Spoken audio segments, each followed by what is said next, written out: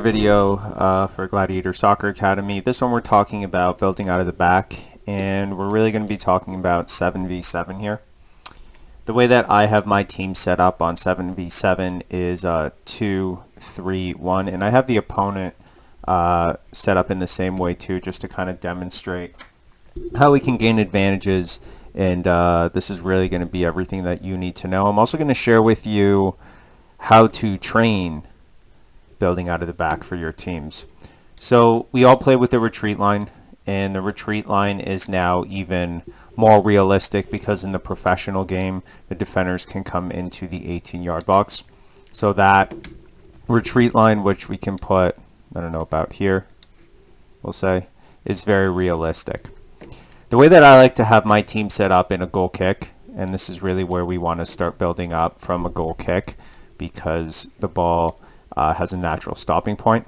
I'll have my wingers come down. Now, this is again super realistic because now what we're doing is we're having these players act as fullbacks, and that's really what I want these midfielders to be doing and to get used to, that fullback role as well as that winger role too. So they're going to be playing really the whole field, and I'm going to show you why now, because we really want to gain an advantage, superiority, which is what it's called in soccer, numerical superiority. And here's why. When I pass the ball over here, one of two things can happen. Either the forward comes to press the ball, and if that's the case, they leave this player open, and this player will come in for a give and go here, or they will just now dribble the ball because we've taken that player out of position. But what I'm actually looking for is an even better situation where this player presses up. And if this player presses up, they've made a huge mistake, because now, even if this player comes in and marks him or her, we're going to make sure that this player still has a touch and that they can open their body with their furthest foot. Let me just find a player that can demonstrate that, hopefully. Let's see here. Okay, so we'll take this. So if this player presses up, this player has now left this whole space. And now, with this give and go, they're done for. Now, the other thing that they've also done is if, let's say, your players aren't comfortable with that give and go solution, and your players aren't confident in a 1v1 situation, which here we've created a 1v1 with giant space behind the player. What you can do now is reset to the goalie, and now what we've done is we've taken this forward all the way over to the other side, and now there's a 2-on-1 mismatch on the right side.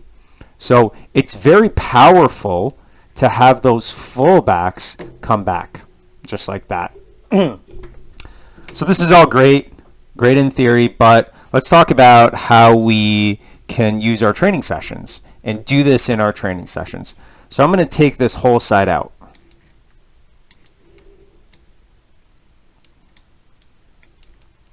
And now I'm going to take my forwards out as well.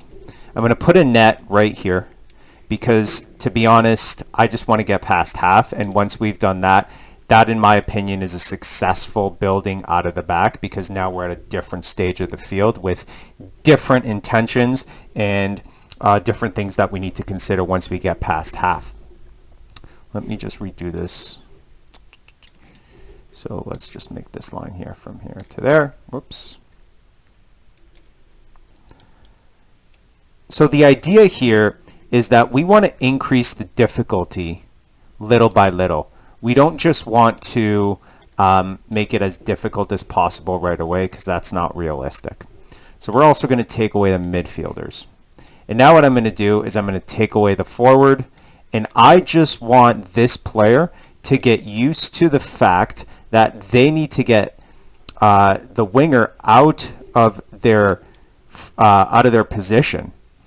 And to do that, I'm going to make a rule. And my rule here is that the blue and black player, our winger and their winger, cannot pass this line. So they're basically playing a 1v1. And I'm going to make this as hard as possible for this player here but I'm allowing that player an outlet of 2 players. So again, because of that retreat line, we're giving that player a little bit of a head start. So that pass comes in. Now there's a press. And this player has the option now of coming in, or if eventually the player decides to get smart and maybe they don't press, then now we ask the player to dribble up because they have space. And then only once they press do they have a decision to make. They could either 1v1 and go around, or they can use that pass for a give and go into that net. Now, the other rule that I want to make is that I'm going to force the only way to score the goal is by having the winger score. So I don't want this player to score. And what that's going to do is that's going to make this battle even harder. So if we pass the ball here and this player does a great job of marking, then what I want the player to understand is they can reset to the goalkeeper. We now reset our shape, and now this player has an option. Again, if they focus on that ball and they decide to press that player, then we have a longer pass. If they decide to stay back, then it's the same thing again. And I really want the players to understand that all we really want is this player to come in, and we need to get behind them. So that's step 1. Step 2 is a little bit tougher because now we're going to add a second defender right here. And as soon as we add that second defender, we're going to also add a midfielder because I still want to give an advantage to this team. And we're going to add a different line. Just like that. And we're going to make the same pressure situation now for both players. But now, if we start here, this player presses, this player gets ready, then now we have 2 options. This player can now pass back here for this run, and then again, this player always has to be alert because this is where we're trying to score because I want to get out from the wing. Okay? Or this player now sees that maybe they don't have that option and they decide to go 1v1, which is okay. I don't mind that. I don't mind the 1v1s on the far wing, away from the goal. That's okay in my opinion. But as a coach, you might have a different opinion. You may not want that 1v1 so close to your net, and that's fair. In my theory is if I lose the ball here, I have cover and I have cover. So again, in a 2v1 situation, if that happens, I have my defender, and then this player is going to support. So I'm okay with that 1v1 even if they mess up. And at 7v7, I really want them to really get that understanding that if they see space behind the player, that's where they need to go. And you can continue to add players and add players until eventually you get to a full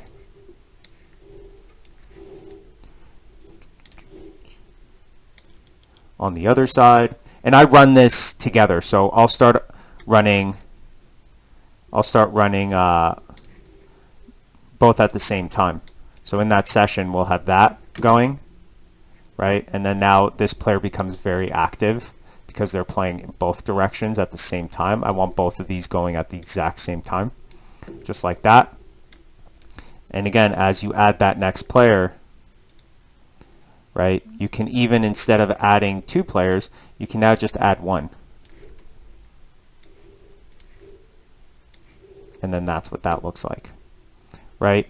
So now we can continue to add more and more pressure, and this is actually even harder than the game because in the game we're really looking at that situation, right? So I think this is a really good way to learn how to build out of the back. I did this with my team. I did it with a 5v5 team and also my 7v7, but with my 5v5 team it would look a little bit different. With 5v5 we play, whoops,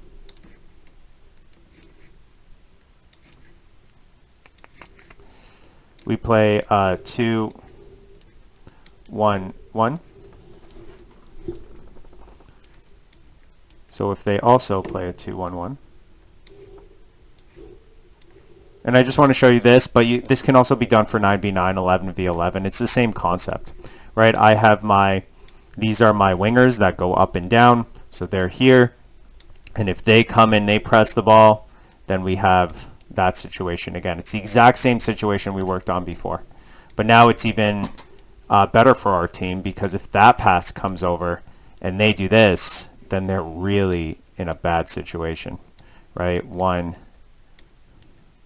2, but I would actually 1 and dribble, because that's my rule. Whenever my players have space, they dribble up. So it's the exact same thing for pretty much each session. I would start out like this, right? 3v1, very realistic, and then make the players make the decision, and then you can always add a defender there. Hopefully you enjoyed this video. If you did, you can subscribe to the channel. I'm going to be doing a lot more, and hopefully now that the weather is getting a little bit nicer, we've had some crazy weather here, so that's why I haven't really been posting our sessions, but I really want to post our sessions. It just hasn't really been able to happen. So hopefully you enjoyed this video. I'm also the host of a soccer podcast called Coaching Soccer Weekly. You can find that on all the major podcast streaming services: Stitcher, iTunes, Spotify, all those, we are on there. If you're looking for this, because I do get a lot of questions about what you use here, it's academysoccercoach.co. It's right up here. That's just the website. All right, I will see you at the next video.